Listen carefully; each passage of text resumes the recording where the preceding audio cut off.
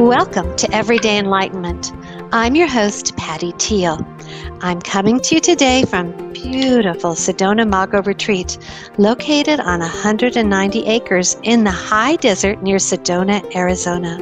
My guest today is Susanna Bair. Susanna and her husband, Puran, are the creators of Heart Rhythm Meditation and the authors of 3 books, including the spiritual classic, Living from the Heart.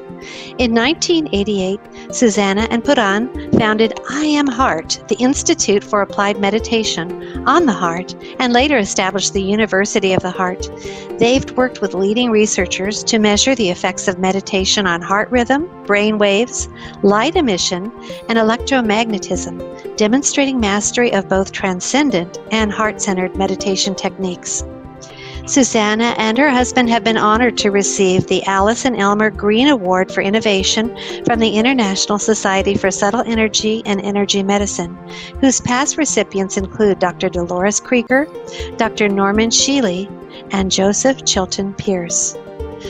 Best of all, Susanna will be coming to Sedona Mago Retreat to lead a New Year's retreat, making decisions with divine guidance and intuition. And this is going to take place December 29th of this year through January 3rd of 2018. Gosh, I'm so excited about this. Welcome, Susanna. Oh, hello, welcome, Patty. Thank you for having me. Oh, thank you so much for taking time out of your busy schedule to talk to me today. So I have so much to ask you, but first of all, in the introduction, I mentioned transcendent and heart-centered meditation techniques as 2 different techniques. Can you describe how they are different and what they are? Well, traditional meditation, and meditation I think is a topic that is a lot talked to about these days, but traditionally meditation is a tool for enlightenment, and very often meditation is where energy is being pulled out of the body. In heart rhythm meditation, it's much easier for me to talk about heart rhythm meditation because this is what we teach and this is what I practice and which I know very well. In heart rhythm meditation, we keep our focus and attention in the body. And the way how we know that we are in the body is that we focus on the heart, on the physical heart. And so one of the difficulties in meditation is to focus, to concentrate, to connect with something internally. Because if you just focus on your thoughts, for example, your thoughts, they just go on and on and on. And I think we all know our sleepless nights, right? When we go on and on with our thoughts.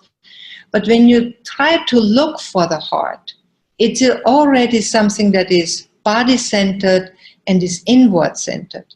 And so some people feel their heartbeat right away. I'm not sure if you can feel your heartbeat right away, but you can check that. And some people don't. For some people, it's a practice to look for their heartbeat for a longer period of time. And so this is already an engagement into meditation, because we breathe at all times. And so when you look for your heartbeat, that engages you inward for an internal search. We have in heart rhythm meditation like a real technique that you can follow step by step.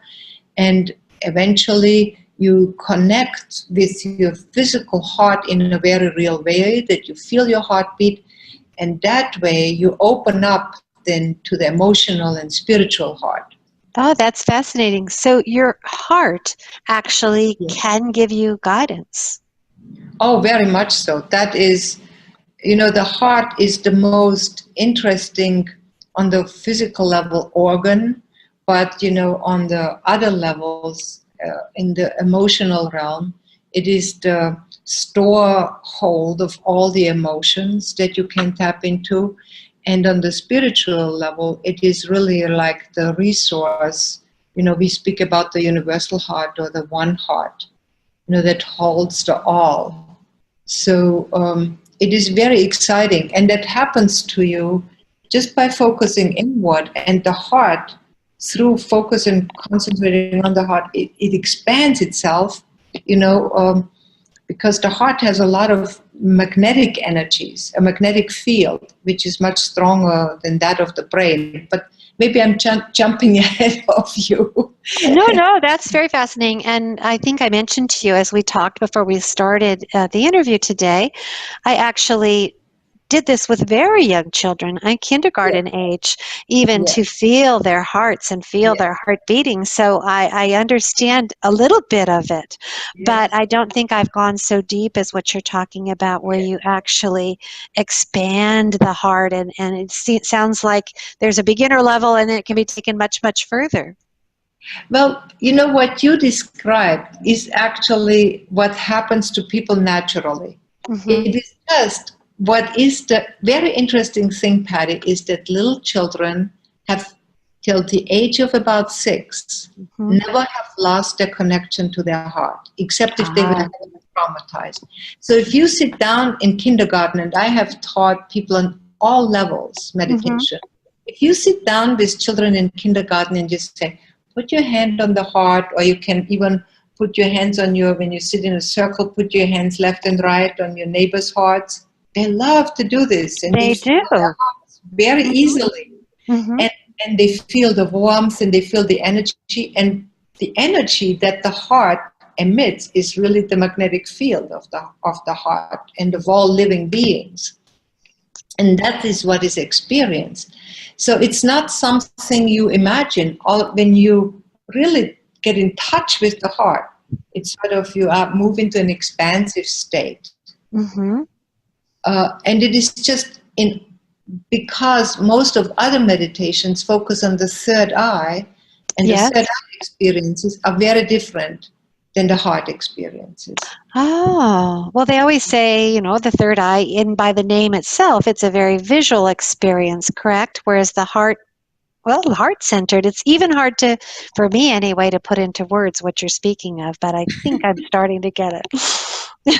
Well, you see, what's really cool about heart rhythm meditation, or focusing on the heart, once you feel the heart, you have a focus, because it's like a drum. And when you breathe, you have your breath and you develop the breath. The breath has a rhythm. There is the conscious breath, and then you align those rhythms. And through aligning those rhythms, you come to something which is called heart rate variability. You can feel your heart, and your heart has a rhythm in there. And, people suffer from things like heart arrhythmia, right? Where the heart is not really rhythmic, which is already kind of a disorder. And we can measure, for example, when people, there are different kinds of shapes and form of heart rhythms, and heart math is very, very strong on that topic, and we use their instruments. But when you really focus on the heart, and the heart becomes very stable and strong, and really affects your whole health, your physical health, because the heart is the major organ in your internal system that gives the rhythm for all other organs, and for your well-being, and especially for the brain as well. So it's really like the master gland or the master organ in your system. Yeah, that really makes sense, Susanna. And I think most of us have experienced heartache, and and it can be a true ache in your heart from the sadness. So I guess your heart, as you said, it's a master organ, and it is telling you, I'm hurt. Yes. And this is where you tap into the emotional realm of the heart. And the heart is, we like to say, can be as hard as a rock, but at the same time as sensitive as a feather. That it feels everything. It's like very extremely sensitive, and the sensitivity is from the heart. Just sometimes when somebody looks at you in the wrong way, you can feel it, or you can feel what people think. That is all the sensitivity of the heart. The heart picks up all these vibrations. And we say too that the heart needs to be as strong as a rock. And some people have a rock as a heart, they don't feel much. You see? And their heart is sort of numb and shut down. We speak in the emotional heart of numbness, or that one can have leaks, and so that we have a whole language, like emotional intelligence does. We have it just about the heart. But it is that way. When your heart is as sensitive as a feather, you want to move the training towards making the heart like a rock that you can easily get over things. Do you see what I mean? That you can choose what matters to me and what doesn't matter to me. Because a lot of people, when they're too sensitive, you don't get through life. And when you're very numb, you have a lot of problems with health and with relationships. Do you see what I mean? So the heart needs to. actually Yes. both. Yes, because the heart needs to be both, to be very sensitive, and it needs to be very strong and powerful. Oh, I do see that, because I've had experiences, and I'm sure other people have too, where I actually purposely kind of tried to shut off my heart a little bit because things could be too painful. For instance, beautiful music during a time of grieving. And so I didn't listen to music because I knew that my heart was too sensitive during that time. But ideally, you'd still be able to want to have that and not fall apart. So does that make sense? Well, it makes totally sense. You see, the thing is we like to speak too in terms of the emotional heart of learning how to be vulnerable. Mm-hmm. You see? And when people learn how to be vulnerable and share deeply how they feel, we actually don't, when people feel safe, because we like to think our method is safe, authentic, and transformative. And so it's very important to know a circle of people where you can be vulnerable in, where you don't keep up your guard, where you actually can fall apart. Right. But sometimes you have to function, put one foot in front of the other. So, but I definitely hear what you're saying. Well, this is so fascinating. And I think it's so exciting that you are coming to Sedona Mago Retreat for a New Year's retreat. Mm-hmm. So it's kind of a fresh start. Can you talk about why it's important to do this at that particular time? Well, the New Year's time is a time for new resolutions for the new year, so it's a perfect time, and it is partially what we will do in the beginning of the retreat. We will do the assimilation of the last year, go through events, which were maybe successful, and maybe some of them were difficult or challenging, and we probably will do some small group sharing. We expect probably have about around 50, between 50 people there. And so we will make smaller groups that people can really share and be there in their hearts.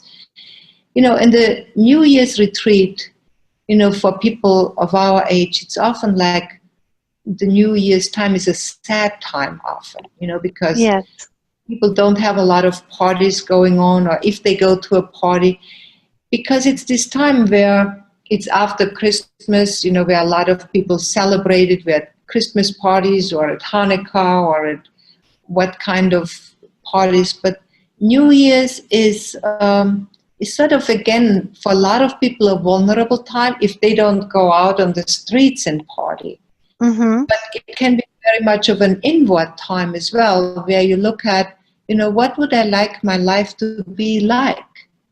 That we actually have choices about what our lives could be like.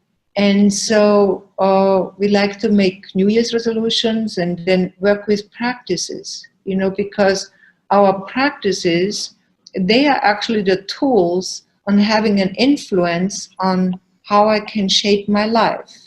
This is, I think, what I mentioned a little bit.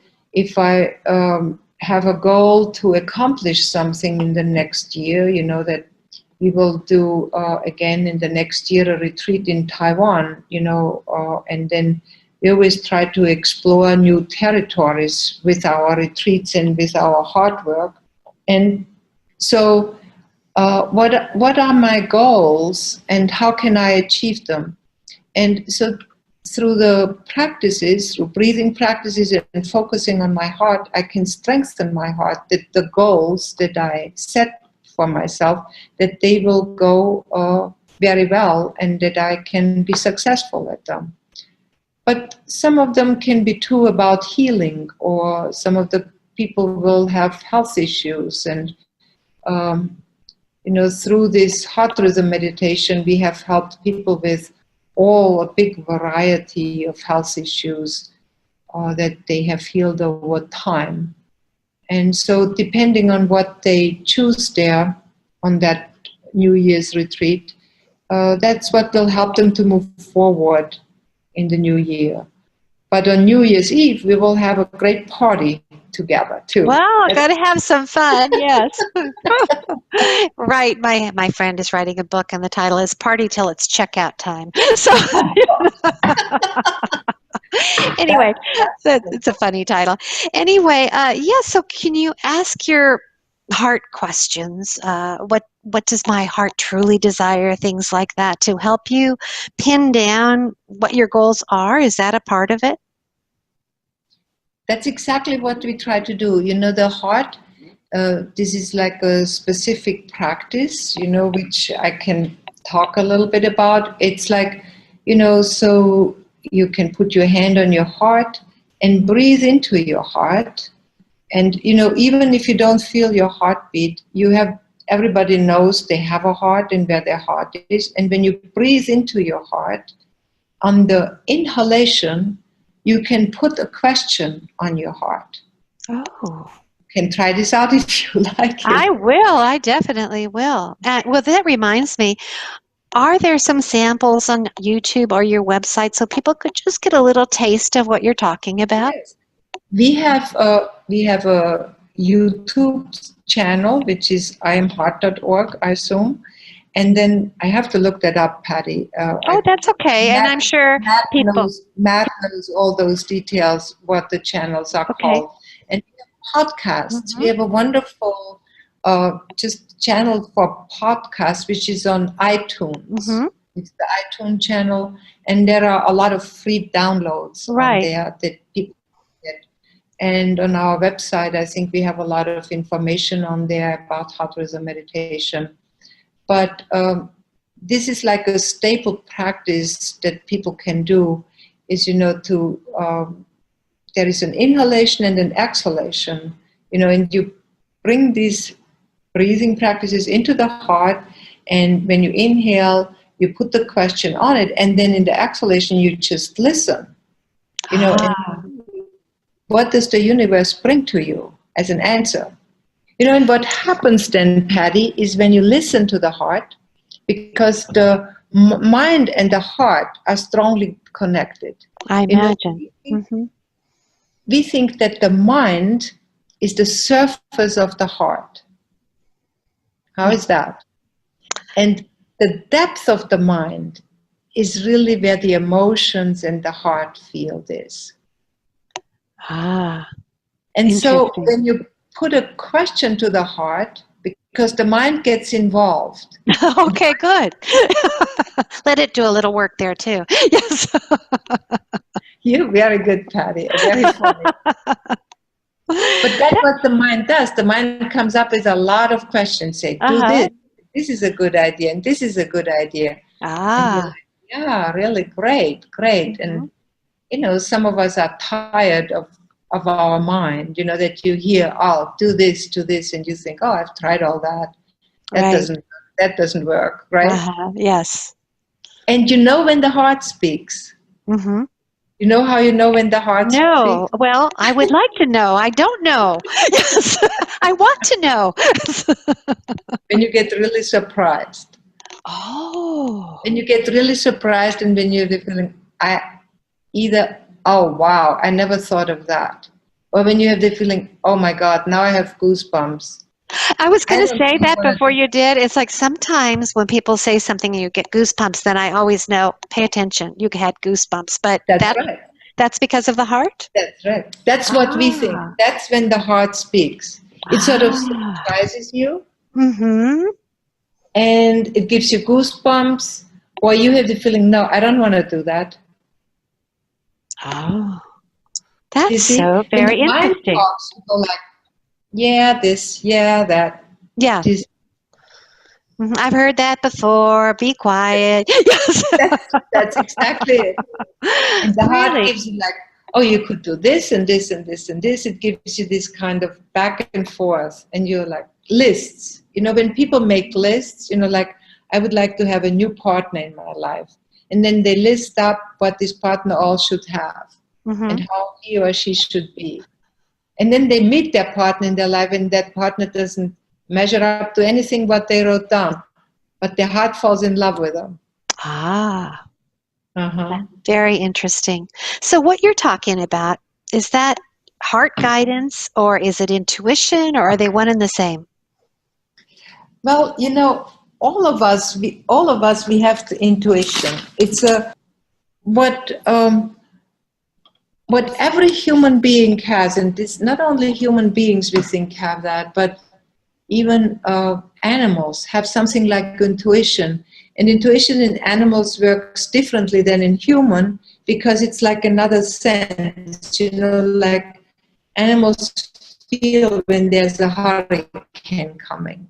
Humans, and that's a kind of intuition, you know, that's built into our system, you know, the biosystems. Do you see? And intuition is something like a biological system that we have built in. And humans are more removed from that biosystem that would tell us, oh, this and this is happening out there. And tribal people have that stronger than more developed people. But even we do have a certain kind of intuition, you know, where we can say, you know, you hear the phone ring and you say, oh, this is Peter calling. You know, and you pick up the phone and it is Peter. And so that's like an intuition, a connectedness, you know, where we can say, you know, in our language of the heart, we say it's the one heart. And we are connected. And when we tune in, we actually have a lot of knowledge within ourselves. You see, but this is too, like, you know, we think we are all vibrational beings. And this has to do that our heart can read the vibrations from all over the world, really. And that is really, the more we tune ourselves, the more we are connected and in touch and can read those vibrations. And animals do this on you know, on Earth. They read the Earth's magnetic field. We humans lost that a lot. But we read a lot of those vibrations that humans run through the heart. And so this is how we think there's probably research about that, which HeartMath does again. Right. But we can do this, you know, that we just know what goes on. You know, like some people know very clearly when somebody is ready to pass away, and they know it like a week before. They say, oh, I have to get in touch with that person because they're not doing well. But that is different than guidance, you know. So guidance is something else, because guidance, when we pay attention, happens on all different kinds of forms too. And for example, you know, that there are these events, you know, you have a question on your mind, you know, like, should I go to the movies tonight, right? And you turn on the radio and there goes a song that, no way, you should go and do this and this. Okay. Do you know, and you think like, and you know, there is like a thought that you had that connects with another thought form where you get a message. Do you see what I mean? I do. So a lot of that has to do with, I think, paying attention and awareness as well. Well, do you see, it's not even that way, because when you have a question, I mean, if I go to the movies tonight is like a very superficial question where we don't ask much about this. You just say, I go to the movies. But there are some bigger questions in life, like, should I sell my house? Should I move? You know what I mean? Should I make a bigger step in my life where I go through a bigger change? You know, and change is something that does not come easily for us, right? And Right. so very often people go to some psychic to get Yeah. guidance, right? Yeah. That they Mm-hmm. should tell them what to do. Right. Well, we in our school, we like to think you can get that guidance from your heart, Ah. through asking those questions. And we think that there is, the one heart, because the whole universe develops itself further and further, with or without you. And Mm-hmm. the big thing with guidance is, how can I be in touch with the big source that develops continuously, and that I develop with it and even contribute with it? That's what guidance is about. That's what it's about. Okay. Sometimes I'm not so good at that. So I don't know about our listeners, but I want it and I'm, trying to get it, but I'm still very unsure about the answer. So your meditation techniques could develop so that my heart could be a better, maybe not the heart be a better communicator, but maybe that I could be a better listener to my heart. Yeah, a lot of the inner work is listening inward. I see. Listening is the first organ, the first sensory system. Seeing Mm-hmm. is the second one. And these two sensory systems are open. We are just outward, outward, outward.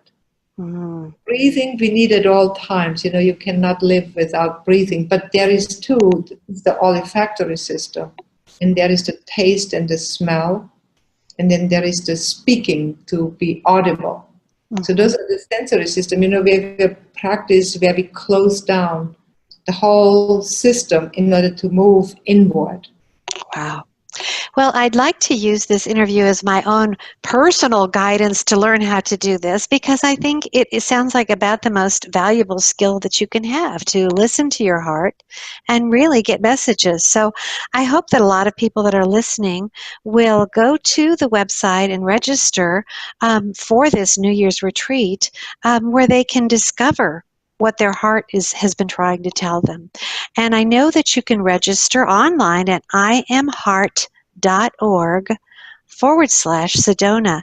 Again, that's iamHeart.org/Sedona. And I know it might seem like it's a ways away, and it is, but it will be here before you know it, especially now that it's autumn. And there's an early bird discount until the end of November, November 29th, 2017. And I, for one, have been fascinated by this, and I just feel like I'm going to go outside for a few minutes and listen to my heart. And hopefully I can develop this a little bit further.